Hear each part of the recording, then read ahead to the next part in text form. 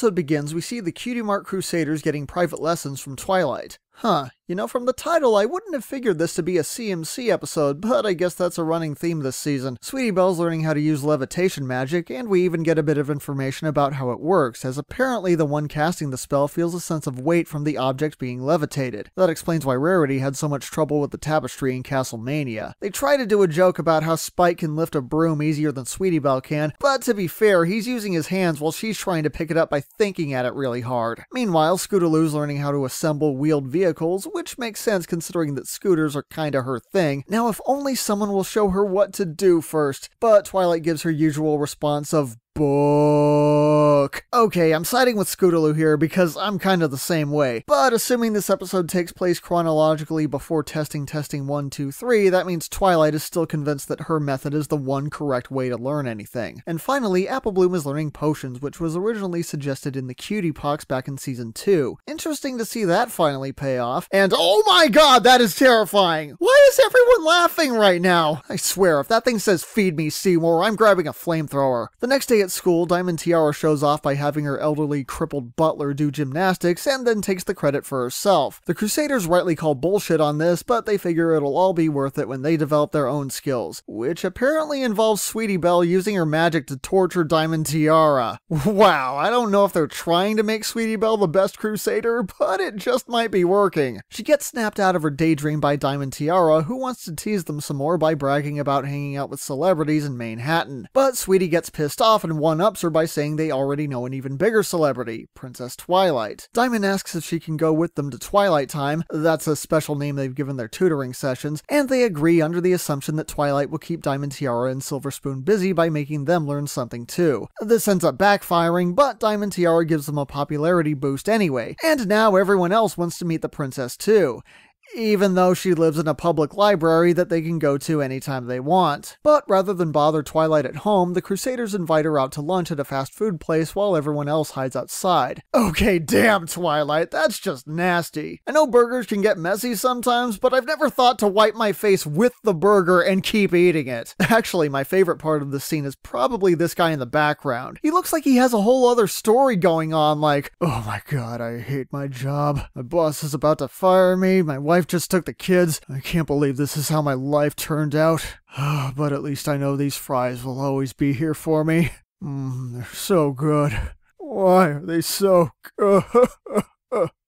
Seriously, this seems like the realest the show has ever gotten. Eventually, though, Twilight figures out what's going on and goes outside to say hello to everyone. And they all react to her pretty much the same way I did at Comic-Con. Well, this makes the Crusaders even more popular as everyone starts doing favors for them. And Diamond Tiara even invites them to a pool party at her house. Oh crap, don't do it! Did you forget one bad apple? You already know nothing good comes from being Diamond Tiara's friend. For fuck's sake, she makes fun of handicapped kids. What are you doing? Why is Scootaloo there? And as bad as this looks, it's actually even worse. It turns out that for Diamond Tiara, the ultimate sign of her status isn't who she invites to her parties, but who she gets to keep out. Specifically, everyone. I don't even want to know what Silver Spoon did to get in. Sugarlump rum! Sugarlump rum! Sugarlump rum! So, having finally realized that they're at the corner of oh shit and what the fuck Boulevard, the Crusaders decide to make a run for it. Probably the smartest thing they've done all episode. It's too late though. Everyone follows them and forces their way into Twilight Time. But it seems Twilight's actually cool with that and starts planning to teach everyone, until she starts asking them what they want to learn, and Pip says, oh yes, I want to be a Cutie Mark Crusader so that everyone will do favors for me. Narf!